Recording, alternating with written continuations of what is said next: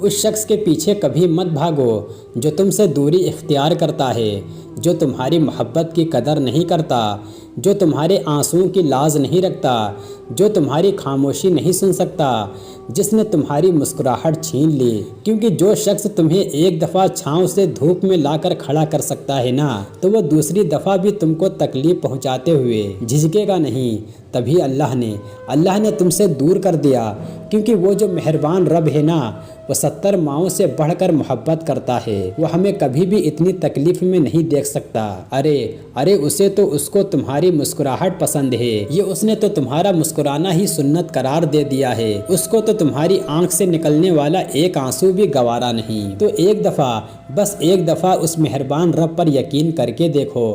تم ایک دفعہ اس کا انتخاب تو دیکھ لو، وہ تو اتنی محبت سے تمہاری جانب دیکھتا ہے۔ تم بھی اسے محبت بھری نظروں سے ایک دفعہ محسوس کر کے تو دیکھو۔ جو تم اللہ کے سامنے کسی انسان کے لیے روتے ہو تو اللہ کو پتا ہے کہ تمہیں اس سے محبت ہے۔ اللہ جانتا ہے کہ تم تہجد میں اٹھ کر دن رات اس کو دعاؤں میں مانگتے ہو، مگر نہ، وہ انسان آپ کے قابل نہیں ہوتا، تبھی تو اللہ آپ سے اس کی دوری بنائے رکھتا ہے۔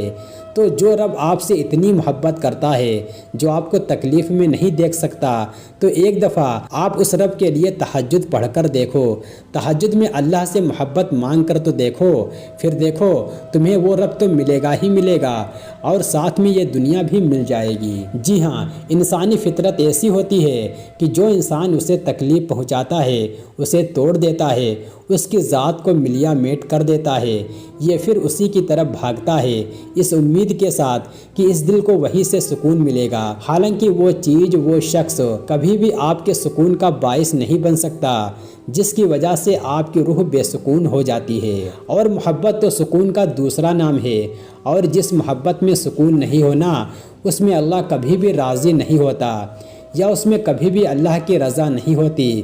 تبھی تو وہ ہمیں لوگوں میں چھپے ہوئے رنگ دکھاتا ہے کہ کون کیسا ہے، اور پھر فیصلہ ہمارے ہاتھ میں چھوڑ دیتا ہے کہ ہم ان سے دور جاتے ہیں یا نہیں۔ اللہ پاک ہمیشہ انسان کے سامنے دو راستے رکھتا ہے، ایک وہ جس میں اس کی بہتری ہوتی ہے، اور دوسرا وہ جو تکلیف کا باعث ہوتا ہے۔ اب یہ آپ کا انتخاب ہے، آپ کس طرف بھاگتے ہو۔ اور یہ مت بھولو کہ دل صرف وہی جوڑ سکتا ہے جس نے اس دل کو بنایا ہے، جو اس دل کا خالق ہے۔ ہاں، مانا کہ بھولنا ابھی مشکل لگ رہا ہے، کیونکہ تم تکلیف میں ہو، تم بھولنے کا سوچتے ہو تو ڈر جاتے ہو کہ اسے بھول جاؤ گے تو مر جاؤ گے، لیکن ایسا نہیں ہے۔ اس صبر کا صلہ تمہیں دگنا کر کے عطا کیا جائے گا۔ تمہاری آنکھ سے گرنے والا ایک ایک آنسو دگنی مسکراہٹیں لے کر آئے گا۔ جن چیزوں پہ ابھی یہ دل تڑپ رہا ہے، کل اس کا خیال بھی آپ کو دکھ نہیں دے سکے گا۔ یہ جو تکلیف آج تمہارے دماغ پر اذیت بن کے حاوی ہے نا، یہ اب زیادہ دیر نہیں رہے گی۔ تم نے کتنی کوشش کی اور کتنا ضبط کیا، اس سب کی خبر تمہارے اللہ کو ہے۔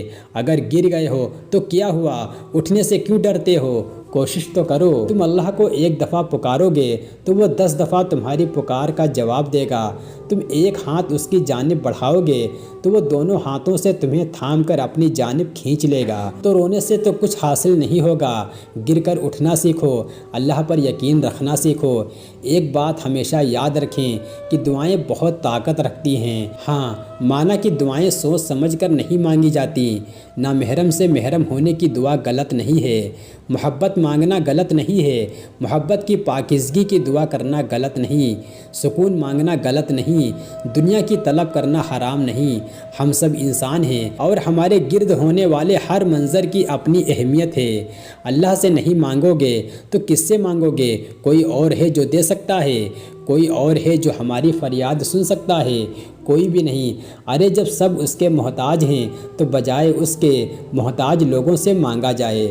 اس سے کیوں نہیں مانگتے جو بادشاہوں کا بادشاہ ہے، جس کے قبضے میں یہ سارا جہان ہے، جس کی عطا کو زوال نہیں، جس کی طاقتوں کا زوال نہیں، جس کی محبتوں کا زوال نہیں۔ طلب کچھ بھی ہو، اس کو یہی بہت پسند ہے کہ میرا بندہ میرے پاس آیا ہے، اور یہی بات اس کو اتنی بھا جاتی ہے کہ وہ تمہیں ہر چیز سے نواز دیتا ہے۔ اللہ اور بندے کے درمیان کسی چیز کا پردہ نہیں ہوتا، اسی لیے اپنی ہر چیز، اپنی ہر بات اللہ کو بتایا کرو، اس سے دوستوں کی طرح باتیں کرو۔ دل جب بھی تڑپنے لگے تو اس کی طرف بھاگ جاؤ، جب سب کچھ ناممکن لگے تو اس سے ممکن ہونے کی دعا کرو۔ جب کبھی زندگی سے ہار جاؤ اور جینے کی چاہت دم توڑ دے تو آنکھیں بند کر کے اس کی موجودگی کو محسوس کرو، پھر ہاتھ تڑپتے ہوئے دل پر رکھو، دھڑکنوں کی سرگوشیوں کا شور محسوس کرو۔ ایسا لگے گا کہ جیسے وہ اس سینے میں موجود ہے، جیسے وہ ان دھڑکنوں میں لہو کی طرح دوڑ رہا ہے، جیسے وہ پوری روح پر قابض ہے۔ پھر سکون بھی ملے گا، زندگی آنکھوں سے نظر آئے گی اور ہونٹوں سے مسکرائے گی۔ اسے محسوس کرنے میں اتنا سکون ہے تو سوچو اگر روبرو وہ آ گیا تو ہمارا کیا سے کیا حال ہو جائے گا۔ ایسا کبھی نہیں ہوتا کہ اللہ کوئی چیز تم سے لے اور اس کے بدلے میں کوئی بہتر چیز سے نہ نوازے، اور یہ بھی ہو سکتا ہے اس نے تم سے لے لیا ہے اور وہی تمہارے حق میں بہتر بنا کر تمہیں واپس دے دے۔ اس کی حکمتیں، اس کی مصلحتیں تم نہیں سمجھ سکتے، لیکن وہ رب تمہاری تکلیف سے خوب واقف ہے۔ وہ بس آزماتا ہے کہ میرا بندہ میری محبت میں کس حد تک جاتا ہے۔ دعائیں، التجائیں سب کی سب سنبھال کر رکھتا ہے، اور پھر وہ ان ذریعوں سے ہمیں نوازتا ہے کہ ہم دیکھتے رہ جاتے ہیں۔ جب وہ دو جہانوں کا خالق ہو کر ہماری اتنی لاز رکھتا ہے تو کیا ہم اس کی محبت کی لاز نہیں رکھ سکتے؟ اس کی رضا میں اپنا دل مطمئن نہیں کر سکتے؟ جب وہ رب ہو کر ہماری لاز رکھتا ہے، کیا ہم بندے اس کی محبت کی لاز نہیں رکھ سکتے؟ ہاں مانا اگر وہ حسین تارا جس کی تمہیں چاہ ہے وہ تمہیں نہیں مل سکا تو کیا پتہ اس رب نے تمہیں اکلوتا چاند دینا ہو جسے لوگ دور سے دیکھا کرتے ہیں، اور اگر تمہارے حصے میں اکلوتا چاند بھی نہ آئے تو کون جانتا ہے کہ پورا آسمان تمہارے مقدر میں ہو۔ ایک بات ہمیشہ یاد رکھنا کہ وہ شخص تمہارے لیے کیسے بہتر ہو سکتا ہے کہ جس نے تمہیں تکلیف میں مبتلا کیا ہے۔ اللہ وہ چیز تمہیں کیسے دے سکتا ہے جس کی وجہ سے تم زندگی کا ہر لمحہ تڑپتے ہوئے گزارتے ہو۔ اس چیز کو حاصل کر کے کیا کرو گے جو تمہیں اللہ سے دور کرتی ہے، اور اس چیز میں سکون کیوں تلاش کرتے ہو جو اللہ کو ناراض کرتی ہے؟ تمہیں خود کو یہ سمجھانا ہوگا کہ زندگی ملنے اور بچھڑنے کا نام ہے۔ یہاں تو تمہیں بہت سے نئے لوگ ملیں گے اور بہت سے پرانے لوگ بچھڑ جائیں گے، اور کچھ بہت تکلیف دہ طریقے سے بچھڑیں گے جب تمہیں نہ چاہتے ہوئے ہاتھ چھڑانا پڑے گا، اور کچھ کو وقت اور ضروریات کے تحت چھوڑ دو گے۔ جی ہاں زندگی ایسے ہی چلتی ہے، نہ کسی کے جانے سے رکتی ہے اور نہ کسی کے آنے سے۔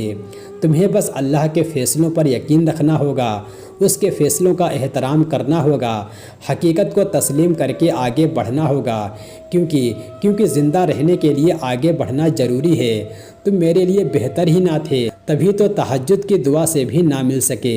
تم کیا کرتے احترام جذبوں کا، تم تو ذرا سی بھی محبت کا مان نہیں رکھ سکے۔ تمہارے ساتھ جنت تک چلنے کی بات کی تھی میں نے اللہ سے، اور تم تو دنیا میں 2-4 قدم میرے ساتھ نہ چل سکے۔ تم نے تو پلٹ کر کے بھی نہیں دیکھا تھا ہمیں، تم کو کیا خبر کہ ہم گر کر کتنی دیر تک سنبھل نہ سکے۔